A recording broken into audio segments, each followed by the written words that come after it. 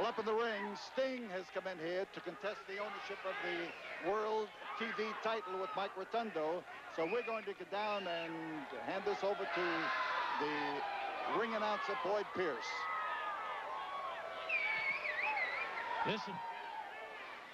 This event, one fall, 20-minute time limit for the World Television title. Introducing first on my right, the champion, Mike Rotundo, and he'll be seconded by Rick Steiner. Across the ring, the challenger for the title, Sting. One fall, 20-minute time limit.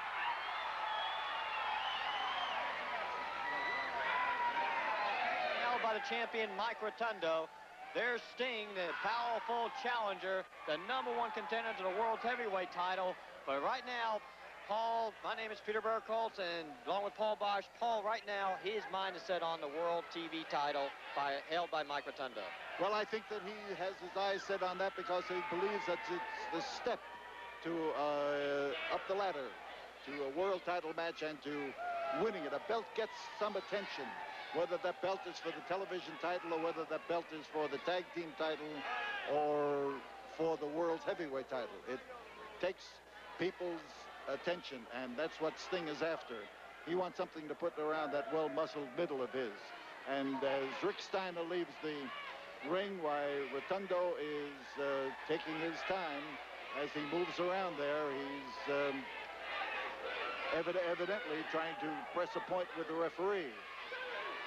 What an explosive, exciting wrestler Sting is. Captured the imagination of wrestling fans from coast to coast. And what a battle they're still talking about. His 16-minute time limit draw with world champion Ric Flair on national television. One of the great world title matches of all time. Sting, beautifully conditioned athlete. A man who paints up his face, and he can charge. He's Mr. Electricity. When he steps inside the arena, you can feel him charge the fans, and the fans turn around and charge him, Paul. Well, I'll tell you, Mike Rotundo and Rick Steiner are a couple of college athletes who have done well in amateur wrestling, collegiate wrestling. Rotundo at Syracuse and Mike Rotundo at Mike Rotundo at Syracuse, Rick Steiner at Michigan. Michigan. I couldn't get past Milwaukee. At Michigan for sure. And I'll tell you, both of them are tough in the basics and capable of a lot of power, especially that fellow Steiner. And he has taught much of his strength moves that won for him in amateur wrestling. He has taught them to Rotundo, too. And Rotundo's an all-around tough guy.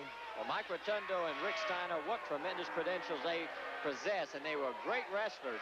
But when you add them to the varsity club under the guidance of Kevin Sullivan, that extra element of devious strategy that Kevin Sullivan is a master at, the games master, if you will, you've got Mike Rotundo and Rick Steiner quickly moved and vaulted up into championship status. There you see him. He's trying to show what kind of condition he's in, but he would have done a better turn for himself by keeping his eye on Sting. And Sting, of course, has that lightning speed. He can go from stop to top speed in the snap of a finger. He's a great asset to wrestling. And, of course, that makeup that he wears on his face gives him a particularly personal approach to people. They don't make any mistake about who's in the ring. The physique, of course, is a great one, but with that face painted, I think he has enough choice to capture anybody's imagination. Side headlock for Sting.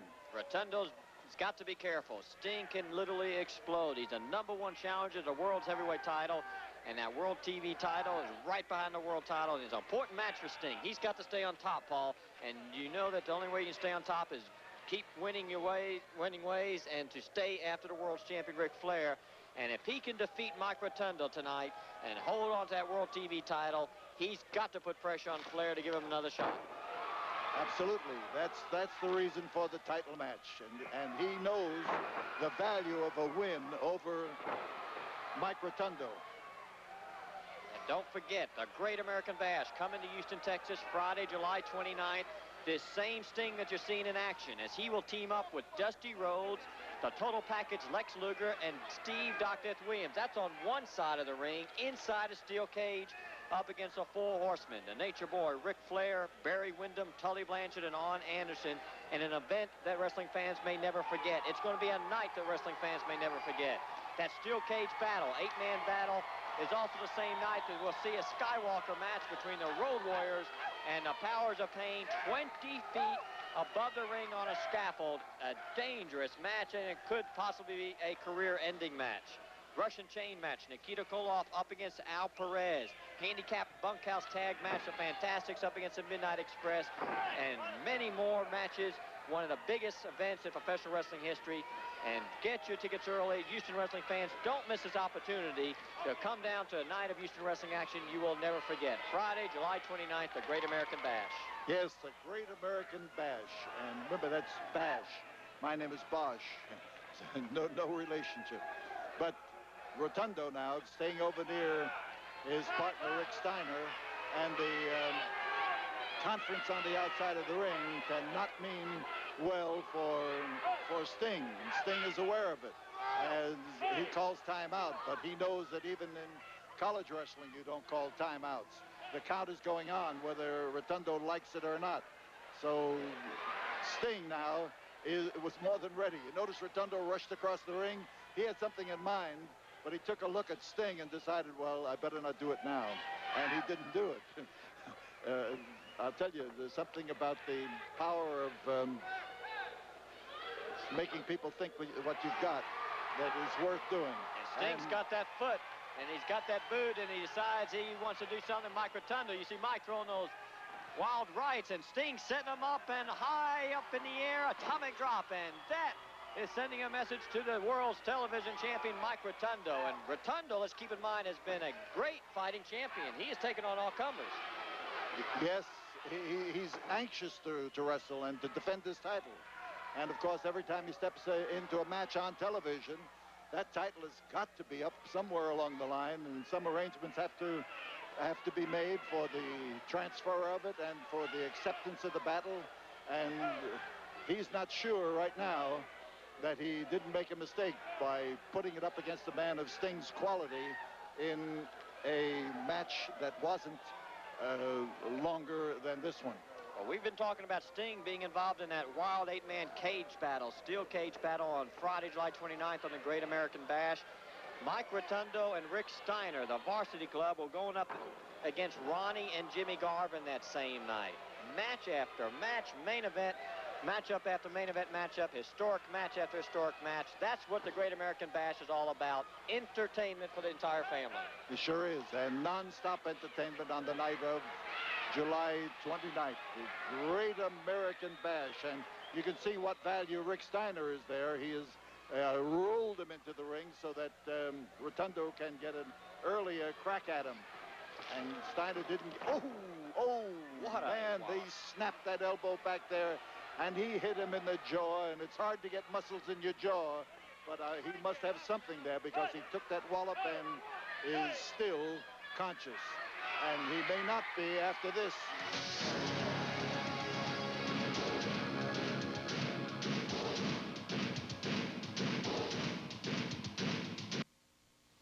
I hate a guy who's always right. To work, and that's a jumping rope that Mike Rotundo was using before the match for a little warm-up, but you can see that he had other plans for it besides a warm-up.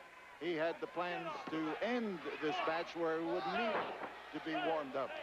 Rotundo dropping his leg in there and his foot into the midsection of Sting.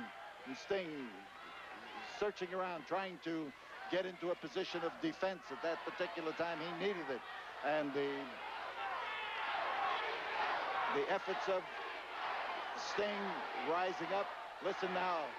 The call is go, Sting, go. Go, Sting, go. And as Sting has told us, he does get excited when the people ride. Oh, he caught a clothesline that time when he was expecting to deliver one. And Rotundo again with that quickness that comes with a great basic knowledge of wrestling was able to give Sting the power effect of a hold instead of catching it himself. Mike Rotundo trying to wrap up Sting. Sting's a tough competitor. a tough man to keep down on the mat, as world champion Ric Flair found out, and so has many others, top stars of the NWA. Sting, the #1 contender. Now the crowd starts to chant, "Go, Sting, go." And boy, you can just picture and just imagine this Coliseum rocking and rolling in that steel cage battle, Paul.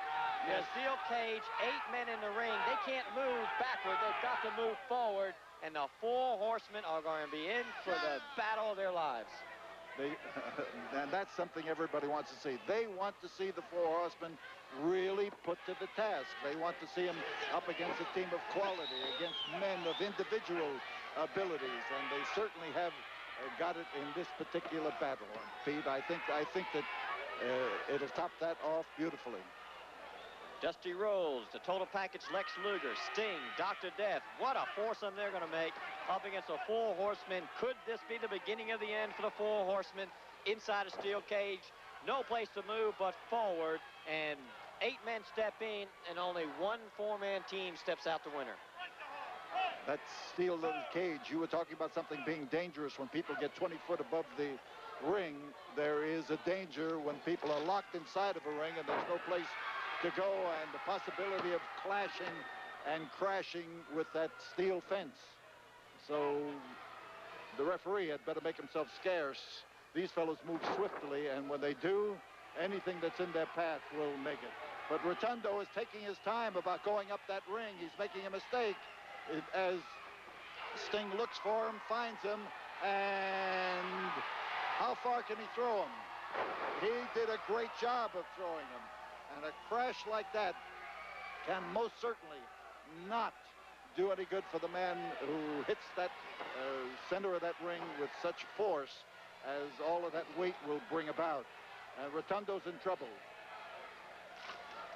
Sting sets him up and came across there with that arm of his. 10 minutes have gone by, and Sting is trying to wrap up this if he possibly can. Here he goes for that drive across the ring.